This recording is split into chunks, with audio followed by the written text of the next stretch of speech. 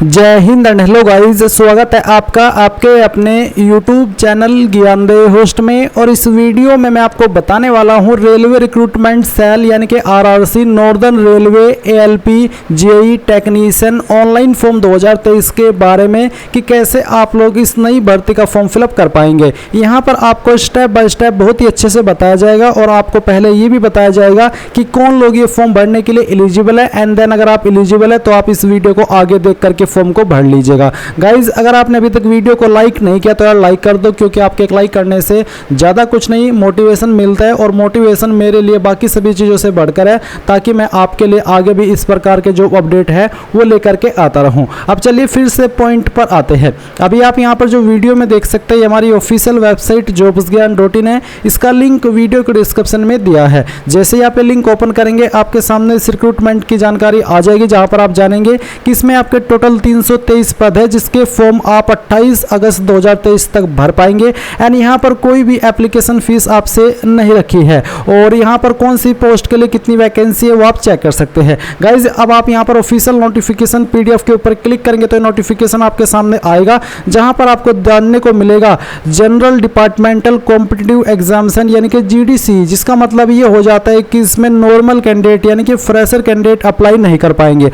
और गाइज यहाँ पर मुझे ये बताते हुए कि इसमें फ्रेशर कैंडिडेट अप्लाई नहीं कर पाएंगे काफ़ी बुरा लग रहा है। इसके अलावा मेरी समझ में ये नहीं आ रहा है कि लगातार रेलवे GDC के लिए वैकेंसी निकाल रहा है अलग अलग डिपार्टमेंट में, जैसे कि साउथर्न रेलवे, वेस्टर्न रेलवे, अभी northern railway, north west railway. तो इस तरह से काफ़ी देख रहा हूँ मैं, काफ़ी टाइम से इस तरह की वैकेंसीज आ रही है, आप भी देख रहे होंगे। और वो वैकेंसीज काफ़ी अच्छी है, किसी में 1000 प्लस है, किसी में 1500 प्लस है, किसी में 600 प्लस है। तो मेरी समझ में ये नहीं आ रहा है कि जब फ्रेशर कैंडिडेट इतने सारे अवेलेबल है तो उन्हीं को दोबारा से क्यों प्रमोशन देना, जो कि ऑलरेडी रेलवे के अंदर जॉब कर रहे हैं। तो अगर वो ऐसा करते, मुझे ऐसा लगता है, आपको क्या लगता है वो आप कमेंट के माध्यम से बता सकते हैं। मुझे ऐसा लगता है कि जब इतनी वैकेंसीज ये निकालते हैं तो मैं ये नहीं कहता कि सारी की सारी वैकेंसी फ्रेशर को दे दी जाए, पर कम से कम उसमें 50% कोटा फ्रेशर का रख दे कि हाँ 50% पर फ्रेशर कैंडिडेट कम्पीट कर सके और फिर जो 50% है उन पर GDC वाले यानी कि रेलवे एम्प्लॉय वाले कम्पीट कर सके। ऐसे में फ्रेशर को भी मौका मिलेगा और जो एक बेरोजगारी इतनी बढ़ रही है उसमें भी कुछ ना कुछ कमी तो आएगी ही जब कुछ इस तरह की पहल ली जाएगी, क्योंकि जब रेलवे इस तरह की डिपार्टमेंटल वैकेंसी निकालता है तो काफ़ी मात्रा में काफ़ी डिपार्टमेंट के अंदर निकालता है। तो आपको क्या लगता है इसके बारे में वो आप कमेंट के माध्यम से बताइएगा जरूर। अब आप इसकी एलिजिबिलिटी जान लीजिए। तो गाइज इसमें यहाँ पर आपके असिस्टेंट लोको पायलट की वैकेंसी है, आप देख सकते हैं। इस पर अप्लाई करने के लिए आपसे 10वीं और ITI मांगी है और साथ ही आपसे डिप्लोमा मांगा है इनमें से किसी डिसिप्लिन में, जो कि यहाँ पर आपको मेंशन किए गए हैं। तो आप नोटिफिकेशन से जान लीजिएगा कि कौन सी पोस्ट पर एग्जैक्टली क्या क्वालिफिकेशन मांगी है। तो आप ये सब जानकारी जब चेक कर लेंगे तो अगर आप इसमें एलिजिबल है और इंटरेस्टेड है फॉर्म को भरने के लिए तो आप कैसे भरेंगे वो आप यहाँ पर जान लीजिए। अभी आप यहाँ पर आएंगे इंपोर्टेंट लिंक्स के सेक्शन में और अप्लाई ऑनलाइन लिंक इसके ऊपर क्लिक करेंगे। इस पर क्लिक करने के बाद आपके सामने कुछ ऐसा इंटरफेस आएगा, जहां पर आपसे पहले ही पूछा है कि are you a regular northern railway employ और RCF या फिर KXH या फिर MCF या फिर RBL या फिर DCW या फिर PTA, यानी कि क्या आप इनमें से किसी भी डिपार्टमेंट के रेगुलर एम्प्लॉयर नॉर्दर्न रेलवे में, अगर हाँ तो आप यहाँ पर यस करें, अगर नो करेंगे तो इसका मतलब है कि आप एलिजिबल नहीं है। पर अगर आप है तो आप यस करेंगे। यस करने के बाद स्टार्ट के ऊपर क्लिक करेंगे, फिर आपके सामने ये इंटरफेस आएगा। अब आपको यहाँ पर आपका नाम 10th के सर्टिफिकेट के अकॉर्डिंग एंटर करना है। फिर यहाँ पर आपकी कास्ट कम्युनिटी कौन सी है वो आप यहाँ पर सिलेक्ट कर लेंगे, जो भी है वही आप यहाँ पर सिलेक्ट कर लीजिएगा। इसके बाद गाइज आप अपना मोबाइल नंबर एंटर करेंगे, अपनी ईमेल आईडी देंगे। डेट ऑफ बर्थ आपको यहाँ पर 10th के सर्टिफिकेट के अकॉर्डिंग अपनी सिलेक्ट करनी है। पहले आप यहाँ पर इस तरह से आइए और जो भी आपका ईयर है वो आपको यहाँ पर सिलेक्ट करना है, फिर यहाँ से मंथ और उसके बाद में डे। देन गाइज आप यहाँ पर रजिस्टर के ऊपर क्लिक करेंगे। रजिस्टर के ऊपर क्लिक करने के बाद आपका रजिस्ट्रेशन हो जाएगा और उसके बाद आपके सामने कुछ ऐसा इंटरफेस आएगा। अब आप यहाँ पर एप्लीकेशन फॉर्म के सामने क्लिक करके ऊपर क्लिक करेंगे। इसके ऊपर क्लिक करने के बाद में यहाँ पर बोला कि आपको पार्ट 1 तो ऑनलाइन कंप्लीट करना है और पार्ट 2 आपको अपनी हैंड राइटिंग से भरना है। कैसे भरा जाएगा आपको इसी वीडियो में आगे बताया जाएगा। अभी आप यहाँ पर पोस्ट ग्रुप अप्लाइड प्रेफरेंस, तो पहली प्रेफरेंस आप किसको दे रहे हैं ALP टेक्नीशियन, तो आप सिलेक्ट कर लीजिए।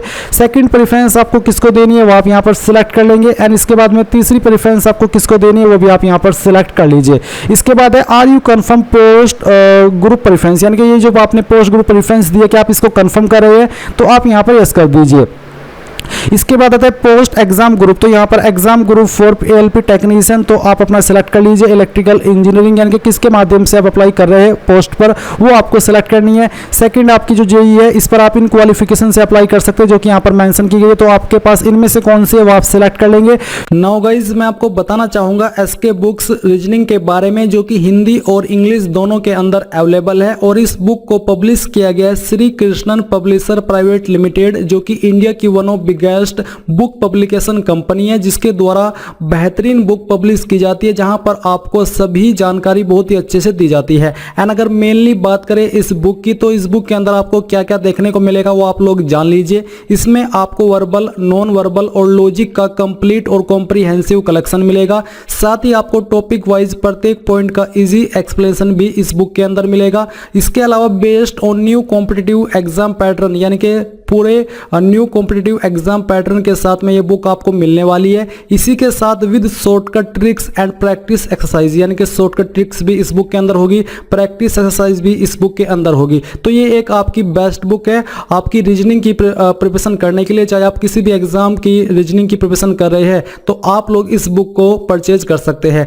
बाय करने का लिंक आपको वीडियो के डिस्क्रिप्शन में दिया है, चाहे हिंदी में बाय कर लीजिए या फिर इंग्लिश में, और कोई सवाल डाउट हो तो आप पूछ लीजिएगा। फिर इसके बाद exam group for guard train manager, तो आप यहाँ पर ये सिलेक्ट कर लीजिए। फिर है पोस्ट प्रेफरेंस, तो कैटेगरी फॉर एएलपी टेक्नीशियन, तो एएलपी टेक्नीशियन के लिए यहाँ पर जो आपकी कैटेगरी है वो आपको सिलेक्ट करने की एग्जैक्टली आप किस पर अप्लाई करें, क्योंकि अलग अलग डिसिप्लिन है और नोटिफिकेशन से आपको पता चल गया होगा कि कौन सा डिसिप्लिन के अंदर एग्जैक्टली क्या क्वालिफिकेशन मांगी है। तो उसी के अकॉर्डिंग आप यहाँ पर इसको सिलेक्ट करेंगे। ये सिलेक्ट करने के बाद में यहाँ पर आएगा आपकी जेई की कैटेगरी। तो पहले तो हमने एएलपी के लिए सिलेक्ट किया पहली वाली, और इसके बाद में यहाँ पर सेकंड प्रेफरेंस है पोस्ट की, वो हम यहाँ पर सिलेक्ट कर लेते हैं। फिर तीसरी प्रेफरेंस भी यहाँ पर है और इसके बाद में फोर्थ भी है। तो यानी कि आप यहाँ पर जितनी प्रेफरेंस चाहे वो दे सकते हैं।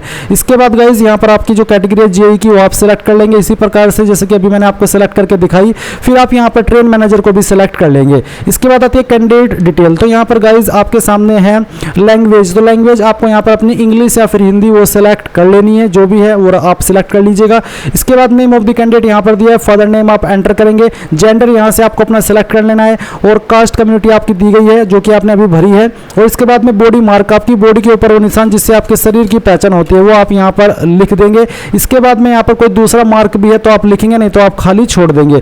देन गाइज आप यहाँ पर आपका आधार नंबर एंटर करेंगे। अब आपके सामने यहाँ पर परमानेंट एड्रेस है, तो जो आपका परमानेंट एड्रेस है वो आप यहाँ पर पूरा लिख देंगे तीनों लाइन के अंदर। और फिर जो आपकी स्टेट है वो सिलेक्ट कर लेनी है। उसके बाद में आपकी जो डिस्ट्रिक्ट है वो आप सिलेक्ट कर लेंगे और ये सिलेक्ट करने के बाद में यहाँ पर आप नीचे आपका जो पिन कोड है वो भी डाल देंगे। अगर आपका जो परमानेंट और जो प्रेजेंट एड्रेस है वो सेम है तो आप यहाँ पर नीचे कोरेस्पोंडेंस एड्रेस के सामने टिक कर देंगे। अगर अलग है तो अनटिक करके अलग से आप भर दीजिएगा। इसके बाद नीचे आइए service detail of the regular employ, यानी कि आप रेलवे के एम्प्लॉय है तो आप उसकी जानकारी देंगे।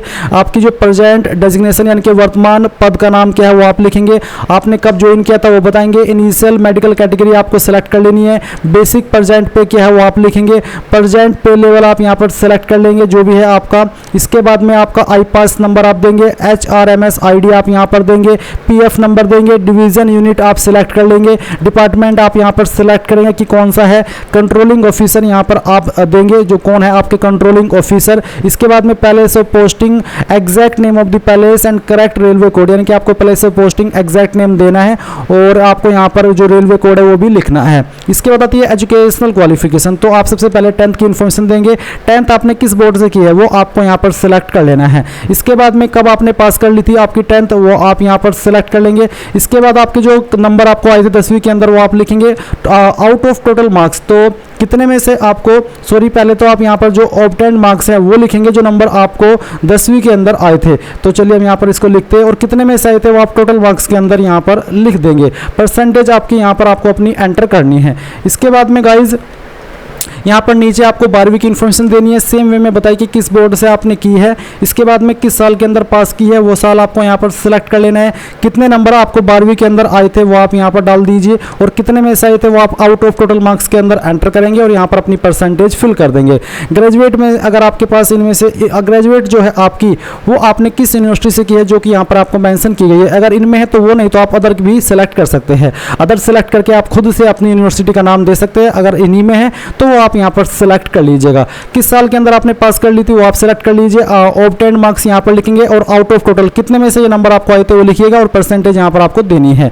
इसके बाद अगर आपके पास IIT है तो आप इसके ऊपर टिक कीजिएगा और फिर आपको यहाँ पर IITI का ट्रेड देना है। आपके यूनिवर्सिटी और बोर्ड यानी कि NCVT के द्वारा की है या फिर SCVT के, वो आपको यहाँ पर लिखना है। और इसके बाद में आपको ईयर ऑफ पासिंग देना है, मार्क्स ऑब्टेन्ड देने हैं, टोटल मार्क्स देने हैं और परसेंटेज लिखनी है। अगर आपने डिप्लोमा में किया तो आप डिप्लोमा के ऊपर टिक करके यहाँ पर डिप्लोमा की जानकारी भी सेम वे में भर देंगे कि डिसिप्लिन, आपके इंस्टीट्यूट का नाम या फिर आपके बोर्ड का नाम, या इसके बाद ईयर ऑफ पासिंग और बाकी की जानकारी सेम। देन फिर आप यहाँ पर सेव डिटेल्स के ऊपर क्लिक करेंगे। अब गाइज यहाँ पर आपके सामने कैंडिडेट डिटेल फॉर कंफर्मेशन यानी कि ये इन्फॉर्मेशन आपको कंफर्म कर लेनी है क्योंकि ये महत्वपूर्ण इन्फॉर्मेशन है। तो आप यहाँ पर इन सभी के ऊपर टिक करेंगे कि हाँ मैंने इन सभी जानकारी को कंफर्म कर लिया और बाद में एडिट का मौका नहीं मिलेगा। अगर एडिट करना चाहते तो एडिट डिटेल्स के ऊपर क्लिक करके अभी कर लीजिए, नहीं तो अब आप यहाँ पर फाइनल सेव डिटेल इसके ऊपर क्लिक कर दीजिए। अब आप यहाँ पर देखेंगे कि आपको आपका रजिस्टर नंबर मिल चुका है, ये नंबर आपको नोट करना है। साथ ही आप यहाँ पर लॉगिन करेंगे, अपनी HRMS ID को डालेंगे, जो डेट ऑफ बर्थ आपने इस फॉर्म के अंदर भरी है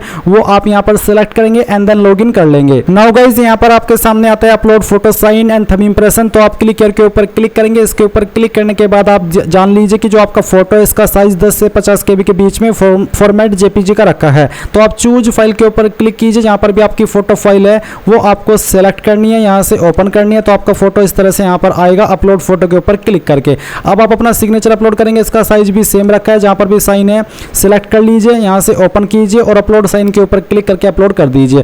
अब आता है thumb size should be between 10 से 50 KB and JPG format only.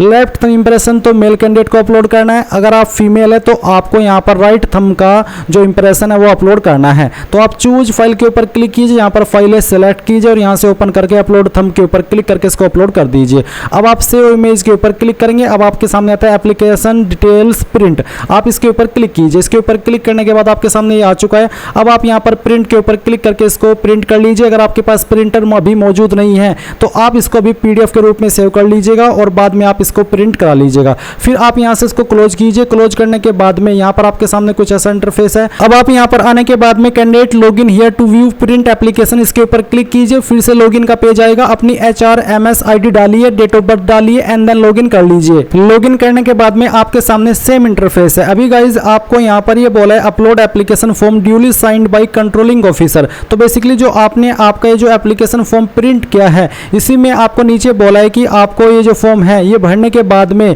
इसके ऊपर साइन कराने हैं जो आपका कंट्रोलिंग ऑफिसर यानी कि डिपार्टमेंटल ऑफिसर है जिसके अंदर आप काम कर रहे हो, जिसके अंडर, वो आपको इस PDF फाइल के ऊपर उनके साइन कराने हैं। और साइन कराने के बाद में आप इस फॉर्म को 28/8/2023 से लेकर के 1 सितंबर 2023 के बीच में इसके ऊपर यहाँ पर लॉगिन करके अपलोड करेंगे, जैसे कि अभी मैंने आपको यहाँ पर बताया है। तो तभी जाकर के आपका फॉर्म कंप्लीट सबमिट माना जाएगा। तो इस तरह से गाइज आप ये फॉर्म भरेंगे। आई होप आपको जानकारी पसंद आई होगी। अगर आपका कोई सवाल डाउट है तो आप कमेंट के माध्यम से पूछ लीजिएगा। Thanks for watching. जय हिंद।